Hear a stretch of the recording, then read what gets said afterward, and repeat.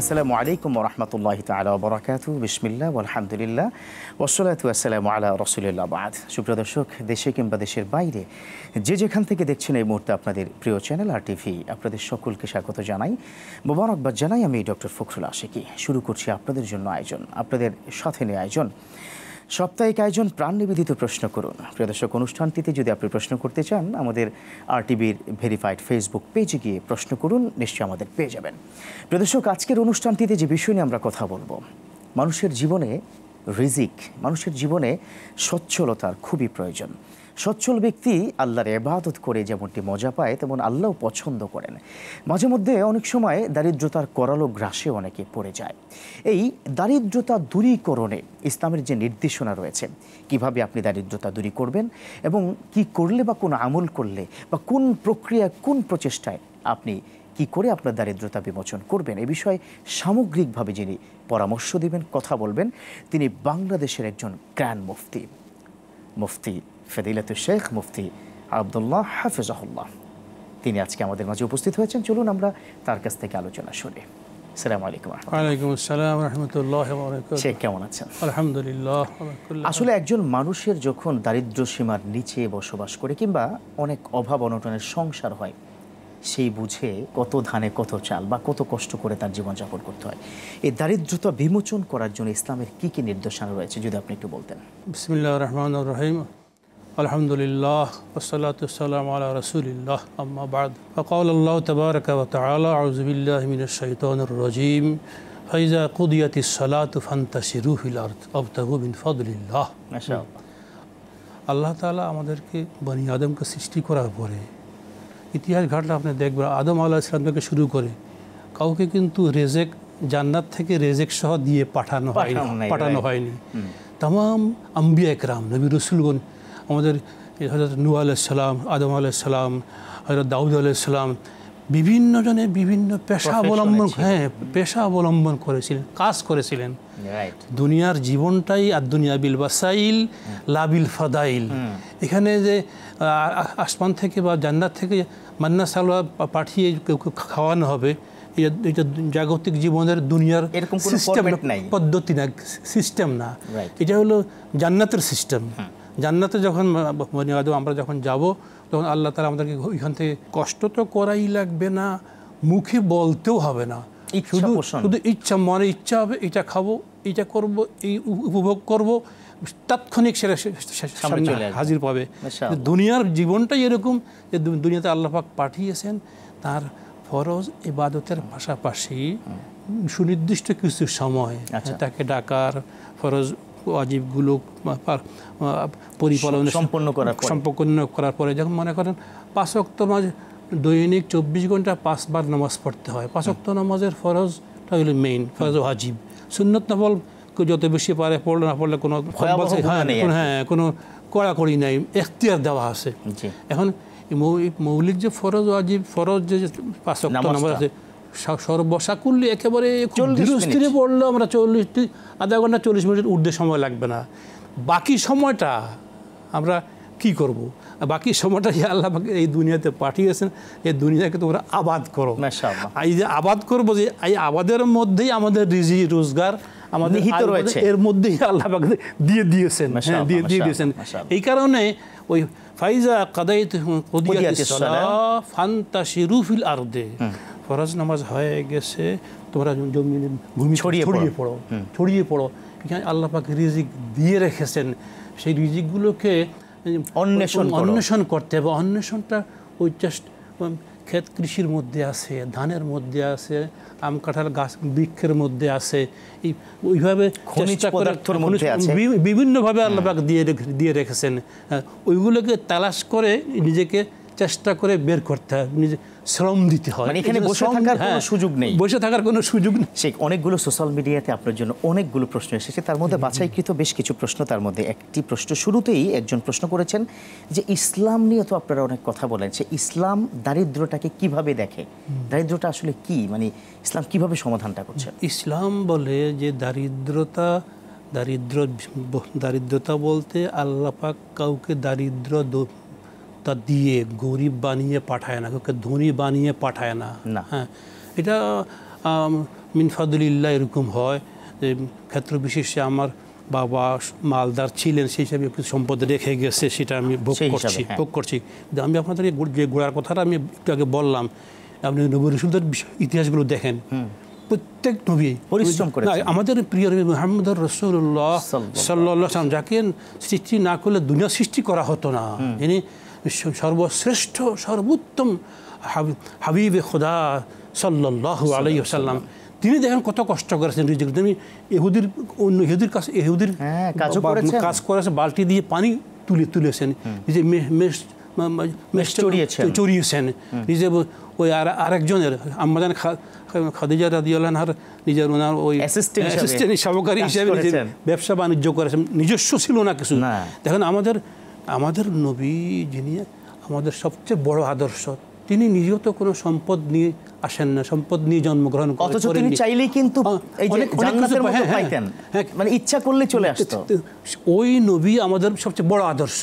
তো চিন্তা করেন না, মানে আমাকে যে আমার ওই যে কথাগুলো আমরা চিন্তা করি যে ধনীও আল্লাহ বানায়, গরিবও আল্লাহ বানায়, এটা কথা আকীদাগত হিসাবে ঠিক আছে, কিন্তু বাস্তবের কথা হইল মানুষের জন্য তার রুজি তার সঙ্গে আছে, তাকে তালাশ করে চেষ্টা করে সেটা বের করতে হবে।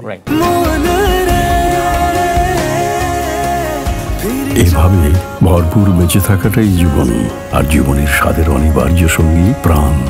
হালাল উপায়ে তাকে চেষ্টা করে তাকে সেটা উপার্জন করতে হবে, এরপর তাকে সেটা বক্ষণ করতে হবে। অন্যের দেওয়া রিজিক, সেটা অন্যের দিকে হাত পাতা, অন্যের কাছে সুয়াল করা, এটা মৌলিকভাবেই ইসলাম এটাকে সমর্থন করে না। সেটার মধ্যে বেশ কিছু প্রশ্ন চলে আসছে। একজন খুব দুঃখ ভারাক্রান্ত হৃদয়ে আপনাকে প্রশ্ন করছে যে আমার স্ত্রীর অনেক চাহিদা, আমি যেইটুকু বেতন পাই তা দিয়ে সংসার চলাটা খুব কষ্ট, তার মধ্যে চাহিদা পূরণের ক্ষেত্রে মাঝে মধ্যে একটু উপরে ইনকাম করি, সেটা অনেকটা হারামের কাছাকাছি হয়ে যায়। এই ক্ষেত্রে আপনার কি পরামর্শ? এটা কোনোভাবেই হারামের কাছাকাছি, ওই ধরনের কোনোভাবেই এই ধরনের কোনো ইনকামকে টাচ করা যাবে না। স্ত্রী তো পেরেশানি দিচ্ছে, স্ত্রী মহা পেরেশানি করুক, যাই করুক, আমার যদি ইমান মজবুত হয়, পাকাপোক্ত হয়, স্ত্রী যে আমার অবস্থা দেখছেন, তারপর যথাসাধ্য তাকে বুঝানো। নারীদের বুদ্ধি বিবেক পুরুষের তুলনায় একটু কম হয়, সেটা আমরা জানি, একটু নাকিসাতুল আকল বলা আছে সহিহ হাদিসে, সেটা হয়। আমার মানুষের মধ্যে তো সবার আকল বুদ্ধি বিবেক সমান হয় না, আমাদের মধ্যেও পুরুষের মধ্যেও নারীদের তুলনামূলকভাবে জাতিগতভাবে বুদ্ধি বিবেক কম থাকে। এই জন্য পুরুষের দায়িত্ব তার স্ত্রীকে, স্বামী স্ত্রীকে বুঝায় নেবে, দেখো তুমি চিন্তা করো, আমি কি এই সামান্য আমার এত কষ্ট করে পরিশ্রম করে আমি এই 90 টাকা ইনকাম করি, কথার কথা আমার দেখুন, বাকি তুই 100 টাকা পুরানোর জন্য আমি কি 10 টাকা উফরি নামে হোক বা ঘুষ নামে হোক অন্যভাবে কি আমি সেটা গ্রহণ করে আমি জাহান্নামের ভাগী হব? যেখানে শরীয়ত আমাদেরকে বারবার বুঝিয়েছে যে হালালের সঙ্গে একটু পেশাব বা মলমূত্রের সঙ্গে যদি একটা হালাল বড় ব্যাপক আকারের একটা জিনিস পানি, মানে একটু সামান্য একটু পেশাবের ফোঁটা পড়ে গেল, একটু গোবর লেদ পড়ে গেল, তখন তো আমার এই পুরো হালাল জিনিসটা হারাম হয়ে গেল। তো সেভাবে আমি কি তুমি আমার অর্ধাঙ্গিনী বিবেকে বুঝাইতে হবে, তুমি কিটা চাও, আমি আমার এই 90% হালালকে ওই 10% বা 5% দিয়ে হারাম দিয়ে আমি সেটা নাপাক করে ফেলি। এইভাবে যেভাবে সম্ভব হয় বিভিন্ন বুঝায় নেওয়া। আচ্ছা, এখানে একটা বিষয় বলছে যে খুব দারিদ্র সীমার নিচে আছে, আমি যদি কোনো ব্যাংক থেকে লোন নেই জীবন বাঁচাতে, তাহলে সেটা যায় যাবে কিনা? লেনদেন ব্যবসা বাণিজ্যের ক্ষেত্রে এগুলো অনেক সময় আপেক্ষিক বিবেচনায় এইটা অ্যাকচুয়ালি মূলত হারাম না, কিন্তু হারাম হওয়া যাচ্ছে অন্য কারণে। যেমন আমরা ওই ব্যাংকে চাকরি করি, যে যিনি চাকরি করছেন 8 ঘন্টার ডিউটি শ্রম দিয়ে পারিশ্রমিক নিচ্ছেন, যিনি উদ্যোক্তা না, তিনি মালিক পক্ষ না, তো তার এই শ্রম হালাল। কিন্তু ওই পরোক্ষভাবে যেহেতু ওই প্রতিষ্ঠানের গোড়ায় ওইটার সুদের কানেকশন আছে, এই কারণে ওইটা মকরু বলা হয়, ওই ধরনের প্রথমে চাকরি করা। সেম কেস যার শক্তি সামর্থ্য আছে হালালভাবে চলার, ওই সুদী প্রতিষ্ঠানের সঙ্গে, সুদী আয় ব্যয়ের সঙ্গে, সুদী ঋণের সঙ্গে না জড়া হয়ে চলতে পারে, তার জন্য কঠোরভাবে হারাম। আর যে বিপদগ্রস্ত, কন্যাদায়গ্রস্ত, তার মেয়ে বিয়ে দিবে, ছেলে বিয়ে করাইবে, কথার কথা, আর যে চেষ্টা করতেছে কোনোভাবেই এমন এক বিপদে পড়েছে, এখন তার কর্জ না করলে, ঋণ না নিলে সে তার সমস্যা সলভ হচ্ছে না। আর এখন এই মুহূর্তে কেউ যে বিনা লাভে তাকে হেল্প করবে, হাসানা দিবে, ওইরকম পাচ্ছে না। এই ধরনের পরিস্থিতি যখন হয় তখন সুদে ঋণ নেওয়া, কর্জ নেওয়াও শরীয়তে তার জন্য জিনিসটা ঠিক না। কিন্তু এরকম যারা পরিস্থিতির মুখোমুখি হয় তাদের জন্য গুনাহ হবে না, এটাই আমাদের ফিকহ ফতোয়ার কিতাবে বলা হয়েছে।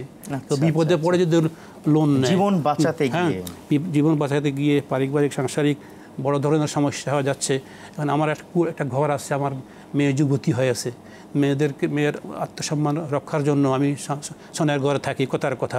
এখন এখানে মান সম্ভ্রম রক্ষা আমার ফরজ, হ্যাঁ, কিন্তু আমার সেই সামর্থ্য না একটা ইটের ঘর করার।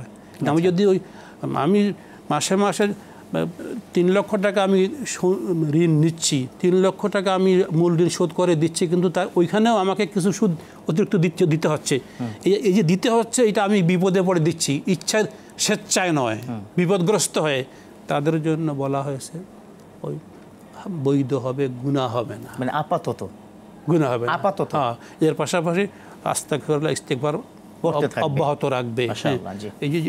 সুতরাং বোঝা গেল শরীয়তের বিধান হারামের ক্ষেত্রেও শিথিলতা, কারো কারো বেলা শিথিলতা আছে। জি, চমৎকার আপনি আলোচনা করছিলেন। এই পর্যায়ে নিতে হচ্ছে ছোট্ট করে বিরতির পর ইনশাআল্লাহ আমরা আলোচনা ফিরব। প্রিয় দর্শক, দেখছেন আপনাদের প্রিয় চ্যানেল আর টিভির সাপ্তাহিক আয়োজন প্রাণ নিবেদিত প্রশ্ন করুন। এই পর্যায়ে নিতে হচ্ছে ছোট্ট করে বিরতি, ফিরছি কিছুক্ষণের মধ্যেই।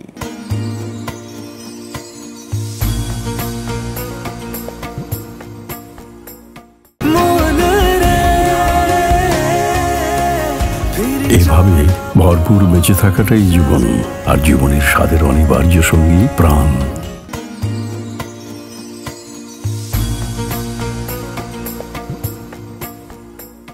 আলহামদুলিল্লাহ, প্রিয় দর্শক, ফিরে এলাম বিরতির পর। আমাদের সাথে থাকার জন্য ধন্যবাদ। দেখছেন আপনাদের প্রিয় চ্যানেল আর টিভির সাপ্তাহিক আয়োজন প্রাণ নিবেদিত প্রশ্ন করুন। অনুষ্ঠানটিতে আজ আমরা কথা বলছিলাম দারিদ্রতা বিমোচনে ইসলামের নির্দেশনা। এ বিষয়ে যিনি কথা বলছেন তিনি বাংলাদেশের একজন গ্র্যান্ড মুফতি, ফদিলাতুশ শাইখ মুফতি আব্দুল্লাহ হাফিজাহুল্লাহ। চলুন এ বিষয় নিয়ে আমরা আরও বেশ কিছু পরামর্শ শাইখের কাছ থেকে নিয়ে। শাইখ, এরপর একজন প্রশ্ন করেছেন যে অনেক ওলামায়ে কেরাম বলে থাকেন অপচয়ের কারণে দরিদ্রতা ঘরে চলে আসে, এটা কি আসলে সঠিক কিনা? এটা অনেকটা সত্য। এটা পবিত্র কোরআনের বাণী, অপচয়ের সঙ্গে শয়তানের ভাই বলা হয়েছে, অপচয়কারীরা, শয়তানের ভাই। এখন যারা অপচয় করে, সে অপ্রয়োজনীয় ক্ষেত্রে হাসি তামসা আমোদ ফুর্তিতে একদিকে অতিরিক্ত ব্যয় করে ফেললো। এখন তারপর অথচ ওইদিকে চাউল ডাল কিনতে গিয়ে প্রয়োজন জরুরি ব্যয় তখন শর্ট পড়বেই, স্বাভাবিক। সুতরাং এটা অপব্যয় করলে সেখানে যে বেবরকতি পয়দা হয়, সে নিজেই বিপদ টেনে আনে, এটা স্বাভাবিক বাস্তবতার নিরিখে। আচ্ছা, রাইট। এরপরে আরেকজন প্রশ্ন করেছেন, এটা খুব কঠিন একটা প্রশ্ন, আমি জানি না কি উত্তর হবে আপনার কাছ থেকে, যে আমার বাবা গরিব বলে আমিও এখন গরিব আছি, তাহলে এটা কি আল্লাহই চেয়েছেন? মোটেও না, আদৌ না। আমি গরিবের ঘরে জন্ম, উনি এটা বুঝাতে চেয়েছেন। এটা আজও এরকম লক্ষ লক্ষ প্রমাণ আছে আমাদের চারিপাশে, আমরা দেখলে বুঝবো। বাবাই অনেক ধন সম্পদ রেখে গেছে, কিন্তু বিক্রি করতে করতে গরিব হয়ে গেছে। হ্যাঁ, ছেলে মেয়ে তার আওলাদা সেগুলো রক্ষা করতে পারে নাই, ভিক্ষা করছে এখন। এরকম নজির প্রতিটি মহল্লায়, পাড়ায়, গ্রামে আপনি সর্বত্র পাবেন। আর এরকম লক্ষ লক্ষ প্রমাণ আপনি পাবেন তার বাবার কিছুই ছিল, তার নিজের কিছুই ছিল না। আমাদের বাবা আমাদেরকে বিল্ডিং করে দিয়ে যায় নাই, কথার কথা। এরকম অনেক আপনি পাবেন, বাবা ফ্ল্যাট দিয়ে যায় নাই, নিজে পরিশ্রম করে কঠোর চেষ্টা সাধনা করে 20টা বিল্ডিংয়ের মালিক, এখন ফ্ল্যাটের মালিক, আমি বিল্ডিংয়ে থাকি, আমার বাবা থাকছে টিনের ঘরে। এরকম লক্ষ লক্ষ প্রমাণ বাস্তবে আছে। তো সুতরাং এই কথা সম্পূর্ণ ভুল যে আমার বাবা দরিদ্র ছিলেন, আমাকে দরিদ্র অবস্থা রেখে গেছে, এটাই আমার দারিদ্রতার কারণ। নো, এটা হতে পারে, এটা শরীয়ত এলাও করে না। এই ধারণা বিশ্বাস ঠিক না। দারিদ্রতার কারণে কি ভিক্ষাবৃত্তি করা যাবে? দারিদ্রতার কারণে ভিক্ষাবৃত্তিক শরীয়তে আদৌ পছন্দ করে না। এর মধ্যে আরেকজন প্রশ্ন করেছে, আমি প্রচণ্ড ঋণগ্রস্ত অবস্থায় আছি, একসময় আমি অনেক মানে ধনাঢ্যবান ব্যক্তি ছিলাম, ঋণগ্রস্তের কারণে এখন দারিদ্রতার করালো ঘ্রাসে আছি, তো আমার ঋণ থেকে মুক্তি পাওয়ার জন্য কোনো দোয়া আছে কি? হ্যাঁ, অবশ্যই অনেকগুলো দোয়া আছে। আল্লাহুম্মা কফিনি বিহালালিকা আন হারামিক ওয়া গনিনি বিফাদলিক আম্মান সাওয়াক। এবারে সহিহ হাদিসে এই দোয়াটা শেখানো হয়েছে। আরেকবার একটু বললে আমাদের দর্শকরা। আল্লাহুম্মা আল্লাহুম্মা কফিনি বিহালালিকা আন হারামিক ওয়া আগনিনি বিফাদলিক, আল্লাহুম্মা কফিনি বিহালালিকা আন হারামিক ওয়া আগনিনি বিফাদলিকা আম্মান সাওয়াক, আম্মান সাওয়াক। এটার অর্থটা কি? হে আল্লাহ, আল্লাহুম্মা কফিনি বিহালালিকা আন হারামিক, হে আল্লাহ আমাকে আপনি হালাল রুজি রোজগারের ব্যবস্থা করে দিয়ে হারাম থেকে বাঁচিয়ে দিন, মুক্ত রাখেন। মাশাআল্লাহ। ওয়া আগনিনি বিফাদলিক, আপনার তরফ থেকে আমাকে বিশেষভাবে আপনি বিশেষ ফদর দয়া রিজি রোজগারের আপনি ফয়সালা ব্যবস্থা করে দিয়ে আমাকে আগদিন বিফাদলিক, আপনার দয়া দিয়ে আমাকে ধনী বানিয়ে দেন, আমাকে এই দুর্গতি থেকে আপনি মুক্ত করে দেন। আম্মান সাওয়াক, আপনি ব্যতীত অন্য কারো কাছে যেন আমাদেরকে যেতে হয় না, হাত পাততে না হয়। আর কোনো দোয়া? এটাই বড় দোয়া আছে। বাকি তো আছে আপনি অনেকগুলো আমাদের আসমায়ে হোসনা আছে না, 99 নাম, ইয়া রাজ্জাক, ইয়া রাজ্জাক, ইয়া রাজ্জাক। যারা আমরা নামাজের পরে আমরা যারা 11 বার পড়তে পারি, আবার 101 বারও পড়তে পারি, এগুলো কোনো সুনির্দিষ্ট নফল কাজের মধ্যে এখতিয়ার থাকে। হ্যাঁ, এখন কেউ যদি এই আমলটা করে, মনে করেন সে ওইদিকে ওই দোয়া পড়লো, আবার এইদিকে রুজি রোজগারের প্রশস্ত জন্য আল্লাহ পাক দেয় ইয়া রাজ্জাক, ইয়া রাজ্জাক, ইয়া রাজ্জাক, ইয়া রাজ্জাক, কমপক্ষে 11 বার পড়লো, সময় থাকলে আরও বেশি পড়লো, আল্লাহ রুজি রোজগারের ব্যবস্থা করে দেন, আমাকে এই গুরুবতী থেকে আমাকে মুক্তি নিশ্চিতি দান করেন, এভাবে দোয়া করতে পারে। বাকি চেষ্টা করতে হবে। আচ্ছা, তার পাশাপাশি চেষ্টা অব্যাহত রাখতে হবে, রোজগার করে যে কোনোভাবে আমি যেন আমার এই ঋণ থেকে মুক্তি পাইতে পারি। ও মানসিকভাবে যখন চেষ্টা মানুষকে শক্তভাবে ঋণ পরিশোধ করবে খেয়াল থাকে, আল্লাহ পাক ব্যবস্থা করে দেয়। মাশাআল্লাহ, একভাবে না একভাবে হবেই হয়ে যাবে, আল্লাহ করে দিবেন। এখন তো যদি সে নিজে করতে না পারে, আল্লাহ দেখতেছে কুদরতিভাবে, তখন অন্য একজন ধনী লোককে তার অন্তরে আল্লাহ ঢেলে দিবে যে এই লোকটা ঋণ বিপদে আছে। এই আপনি ইউটিউব খুলে দেখেন না, কত মানুষ কতভাবে, আমাদের দেশের মানুষ অনেক ভালো মুসলমান। আপনি বলেন, এই যে ইউটিউব খুললে দেখবেন শত শত ঘটনা এইভাবে হচ্ছে, ওই মহিলা বিপদে পড়ছে, দেশে বিদেশ থেকে লক্ষ লক্ষ টাকা সাহায্য করছে। হ্যাঁ, তো আল্লাহ পাক করবেন, কিন্তু আমাকে আগে ওইটা চেষ্টা করতে হবে। আচ্ছা, দেখে আমি, আমার স্বামী আমাকে তালাক দিয়ে দিচ্ছে, আমার স্বামী মারা গেছে দুর্ঘটনায়, আমি 2-3টা বাচ্চা নিয়ে বিপদে পড়ছি, আমি এরপরে এই জন্য আমি এই বোরকা পর্দা সব নিয়ে আমি পথিমধ্যে হালাল রুজির জন্য পিঠা বিক্রির জন্য বসছি, পান সিগারেট আমি বিক্রি করতে বসেছি, কেন আমি এই বিপদে পড়ছি। হ্যাঁ, তখন এটা আল্লাহ তো দেখতেছেন। ওইভাবে যদি কেউ যদি আল্লাহর কাছে, তখন জনগণ যখন জানতে পারে যে সত্যিকারের লোকটা বিপদগ্রস্ত, এই মহিলা পর্দানসীন মহিলা, আল্লাহ আল্লাহ মহিলা, নেককার মহিলা, তখন দেখেন কীভাবে আমাদের দেশের জনগণ দেশে বিদেশে সাহায্য করে, সহযোগিতা করতেছে। আমাদের দেশের মানুষ অনেক ভালো, অনেক। আপনি ভালো মানুষ, সেজন্য ভালো চিন্তা করেন, নেককার চিন্তা করছেন। অনেকে তো আবার বলে এই দেশের মানুষ অনেক খারাপ, তো আমরা যেন অনেক ভালোই বলি। হ্যাঁ, খারাপও আছে কিন্তু অনেক ভালো, অনেক ভালো, আমরা যেন পজিটিভ চিন্তা করি। শেখ আরেকজন খুব কঠিন একটা অভিযোগ দিয়েছেন। অভিযোগটি হচ্ছে, তিনি বলছেন যে আমরা দেখেছি অনেকেই ঋণগ্রস্ত বলে, কিন্তু নিজের জমি আছে অনেক, সেগুলো বিক্রি করে ঋণ পরিশোধ করে না, তাদের জন্য কি করা? এটাই তো ঠিক আছে। আল্লাহ, আমি আপনাকে ফাঁকি দিতে পারবো, আমাকে ফাঁকি দিতে পারবেন, আল্লাহকে ফাঁকি দেওয়া যাবে না। হ্যাঁ, যেখানে আমার অতিরিক্ত জমি আছে, ওই জমিটুকু আমার না হইলেও চলে, তেমন ফল পাওয়া যায় না। এখানে অবশ্যই আমরা আলোচনা ফিরবো। খুবই প্রয়োজনীয় একটি গুরুত্বপূর্ণ আপনি আলোচনা করছিলেন। একটা ছোট্ট আবারও বিরতির সময় এসেছে। প্রিয় দর্শক, দেখছেন আপনাদের প্রিয় চ্যানেল আরটিভির সাপ্তাহিক আয়োজন প্রাণ নিবেদিত প্রশ্ন করুন। এ পর্যায়ে আবারও নিতে হচ্ছে ছোট্ট করে বিরতি। কোথাও যাবেন না, ফিরছি কিছুক্ষণের মধ্যেই।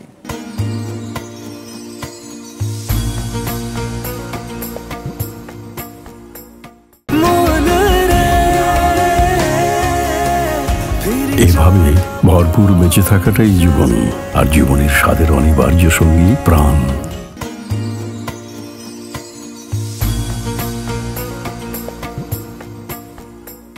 আলহামদুলিল্লাহ, প্রিয় দর্শক, ফিরে এলাম বিরতির পর। আমাদের সাথে থাকার জন্য ধন্যবাদ। দেখছেন আপনাদের প্রিয় চ্যানেল আরটিভির সাপ্তাহিক আয়োজন প্রাণ নিবেদিত প্রশ্ন করুন। অনুষ্ঠানটিতে প্রশ্ন আপনারা করবেন, তবে সেক্ষেত্রে যে কাজটি করতে হবে, আরটিভির ভেরিফাইড ফেসবুকে গিয়ে আপনারা ইনবক্সে প্রশ্ন করবেন। আজকের বিষয়ে দারিদ্রতা বিমোচনে ইসলামী নির্দেশনা, এর বাইরেও আপনি চাইলে প্রশ্ন করতে পারেন।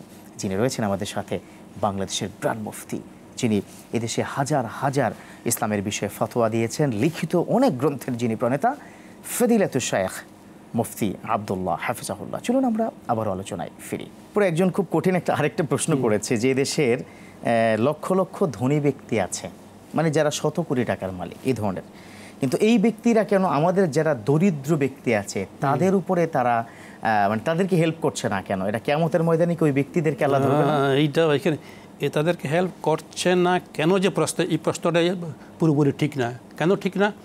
আল্লাহ যদি আমাকে হাত মুখ চোখ কান দিয়ে থাকে, সৃষ্টি করে থাকে, তাহলে আমি গরিব না। আমাকে ওই সেই বেসিক সৃষ্টির মৌলিক ধারার দিকে খেয়াল করতে হবে।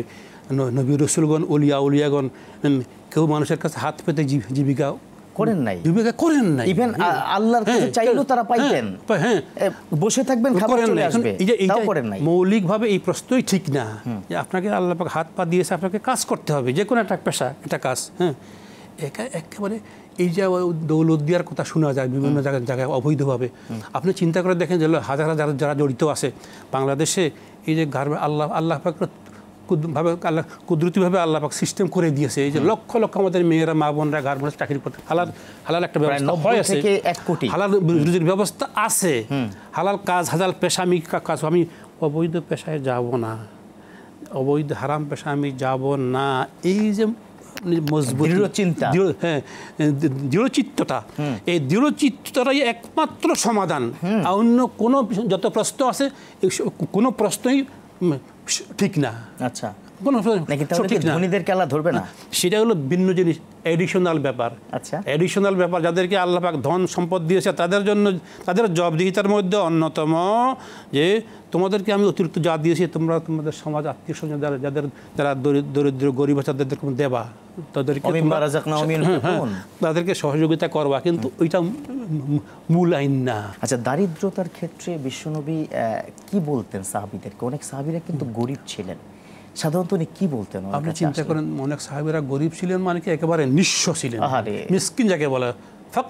ফকরের চেয়ে মিসকিন আরো বেশি, আরো অসহায়, আরো নিঃস্ব। কিন্তু সেই সাহাবায়ে কেরাম দেখেন, ইসলামী আদর্শ যখন ইমান পাকাপোক্ত হয়, আমল যখন মজবুত হয়, আল্লাহর উপর তাওয়াক্কুল ভরসা হয়, এবং চেষ্টা সাধনা, যে না আমি আমার ওই যে মুহাজির আনসার সাহাবাদেরকে একজনের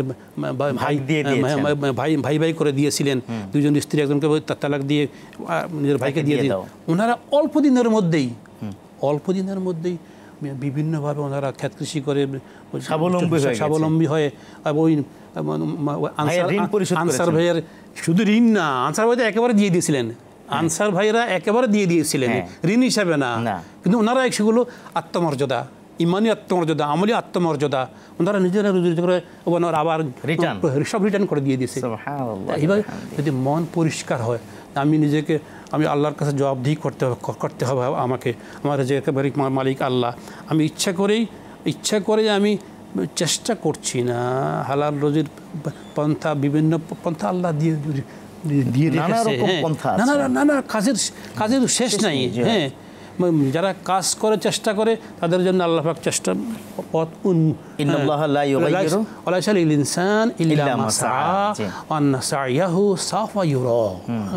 চেষ্টা করলে আল্লাহ তার পথ খুলে দেবেন। মাশাআল্লাহ।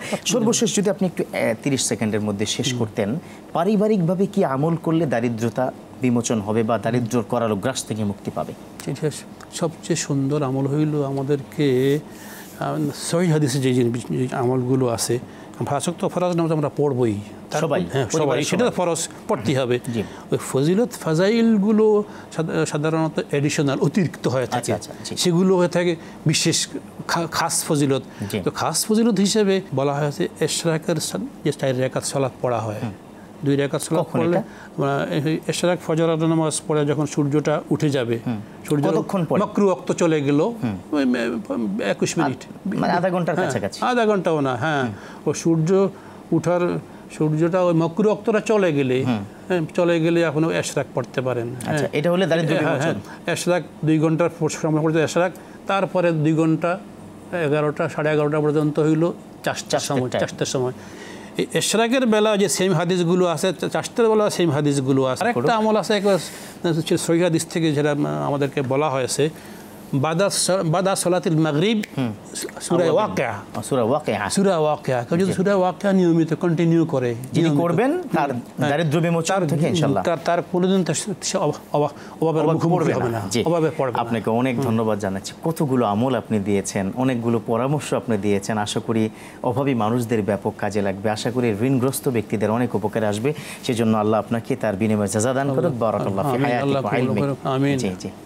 প্রিয় দর্শক, সত্যি তাই, আমরা যারা অভাবগ্রস্ত আছি বা আপনার পাশে যারা আছেন অভাবগ্রস্ত, একটু চেষ্টা করবেন সহযোগিতা করার জন্য। পাশাপাশি যারা ঋণগ্রস্ত আছেন তাদের প্রতি একটু সহায় হওয়ার চেষ্টা করবেন। অনেক সময় থাকে না যে আপনার টাকার প্রয়োজন নাই, তার কাছ থেকে আপনি টাকা নিয়েছেন বা আপনি তাকে টাকা দিয়েছেন, কিন্তু তিনি টাকা রিটার্ন করবে সেই সক্ষমতা এই মুহূর্তে নেই। আপনি বারবার তাকে প্রেশার দিবেন না।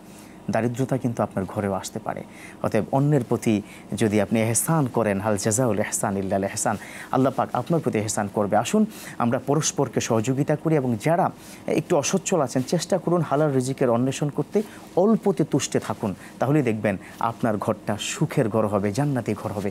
আল্লাহ পাক সেই প্রত্যাশায় আমাদের আজকের এই অনুষ্ঠান শেষ করছি। ভালো থাকুন, সুস্থ সুন্দর জীবনের প্রত্যাশায় শেষ করছি। আসসালামু আলাইকুম ওয়া রাহমাতুল্লাহ।